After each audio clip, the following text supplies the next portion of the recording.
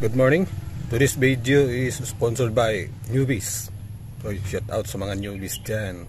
Oy. Ayan. Para sa mga newbies na hindi pa marunong magpalit ng air filter. Ayan, magpapalit tayo ng air filter, no? Sa ating DA64. At sundan nyo sa ating next video. Okay, para hindi mahaba. Sisingit tayo kasi walang ingay sa labas. So yan, Paps, calls guys, mga newbies, lalo sa mga newbies, no, kasi kailangan nila ng tulong sa mga newbies. Ito ang ating air cleaner box. Yan, mayroon siyang 4 na clip, no, or lock. Yan, saka dito, saka dito sa kabila. Yan. Dalawa lang ang kailangan natin dito na tools. Yung pang-ipit dito, yung plier. Yung plier, parang ano, no, parang langaw. Plier. Yan. Tapos ito screwdriver, star screwdriver. Tanggalin natin tong hose. Pero kung kaya nyo naman na kahit hindi na to tanggalin yung dalawang hose, itulak nyo lang palabas, tapos angat ng sabay angat, pwede rin yun. Wala na kailangang tools. So pakikita ko sa inyo yan para mas mabilis. Siya nga pala, Pops calls guys, idols, loads, kakalinis ko lang po pala nung nung ating i80, no. Kung hindi pa nyo napanood yung video nito, puntahan nyo lang sa ating playlist sa DIY Suzuki.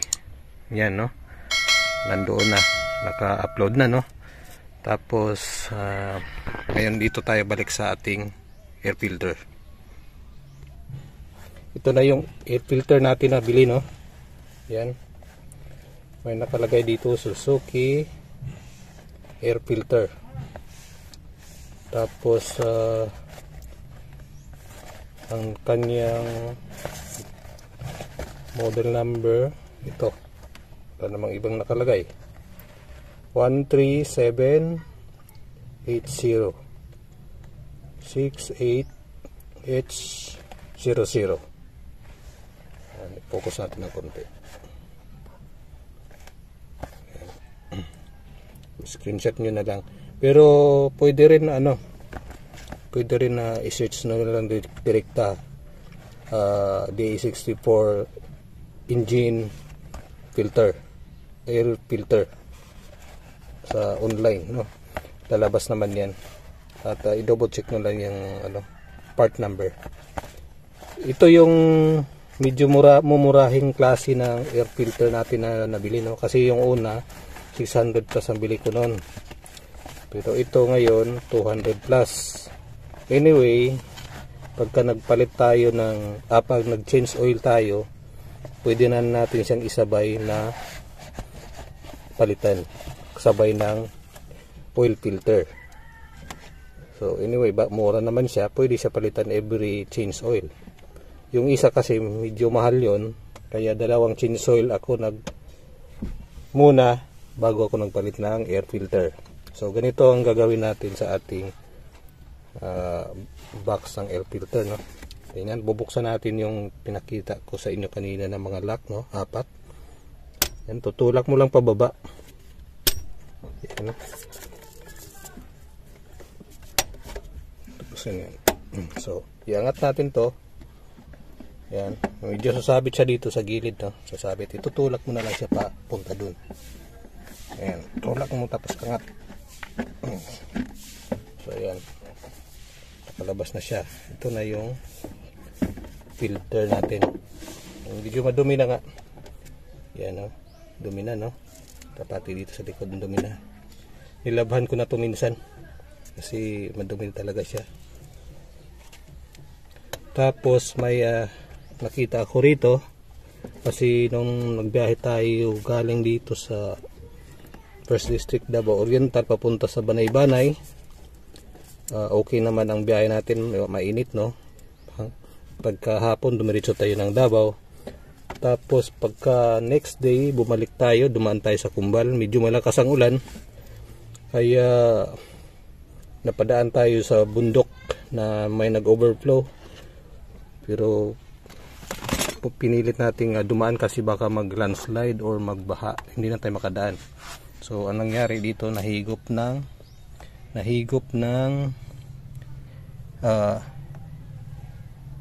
intake ang tubig na may kasamang mga lupa-lupa, no, yung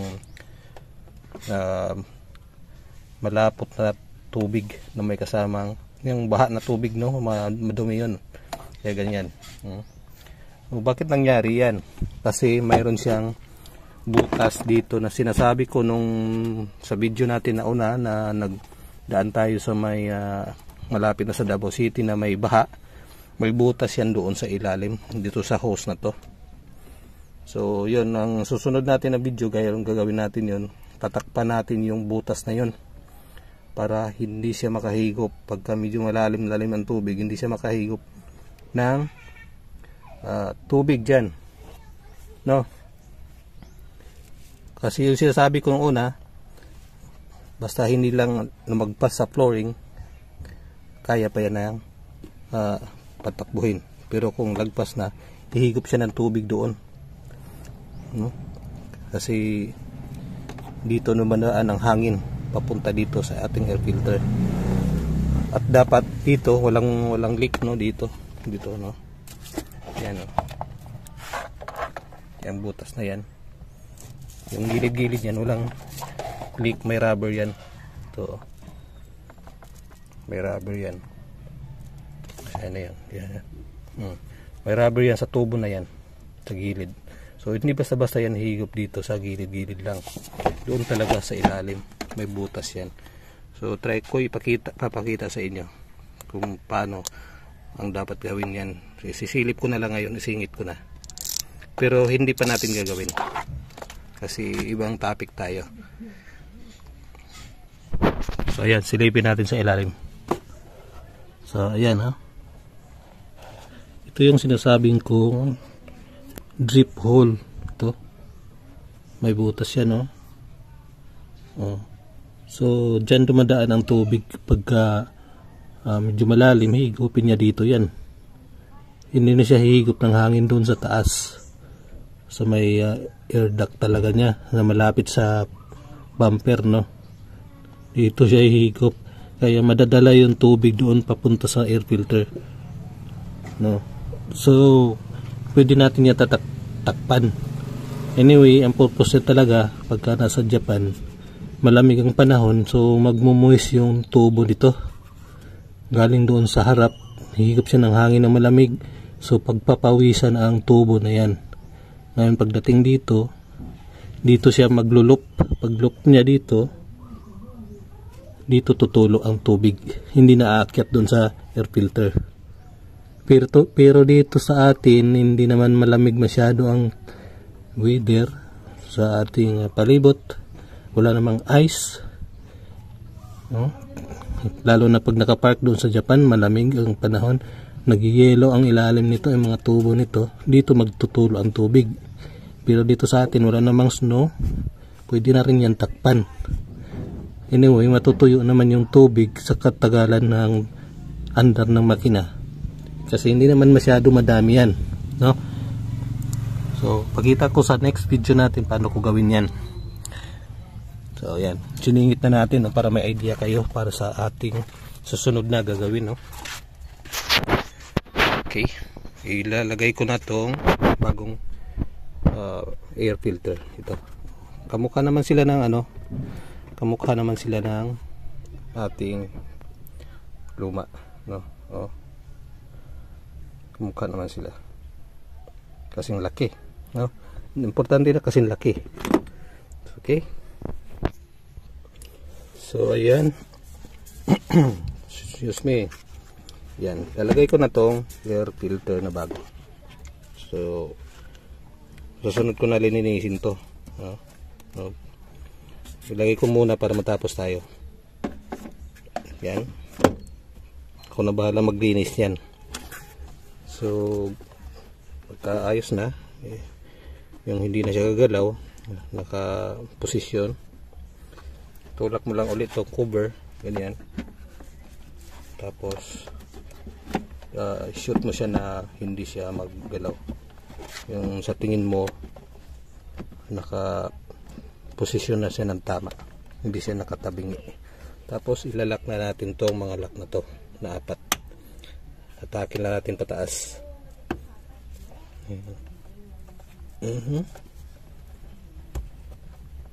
Yan.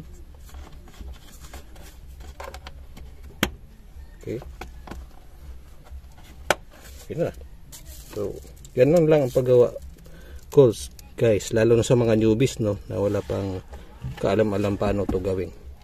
So, kung newbie ka man, mag-comment ka kung mayroon kang katanungan sa ating comment section para masagot natin. At kung hindi ka pa nakapag-subscribe, subscribe na para kung ano man mga gagawin natin dito sa ating DE, mayroon kayong makukuhang idea sa akin, may isi-share ko sa inyo. So yan, hindi na natin pahabain pa. Thank you for watching. Bye.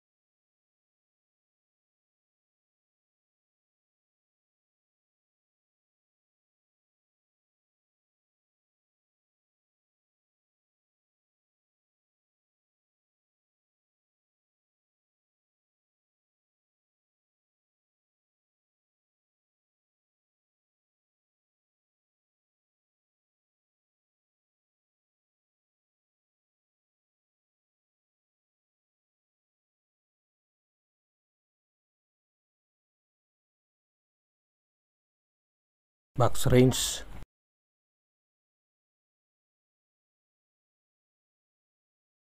open range,